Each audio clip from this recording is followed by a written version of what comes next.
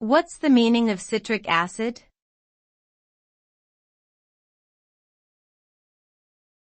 Citric acid.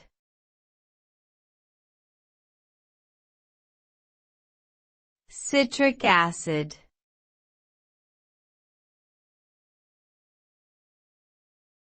Citric acid.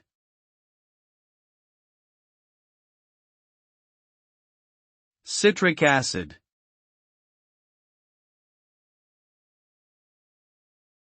Citric acid is a weak organic acid found in citrus fruits, such as lemons, limes, and oranges.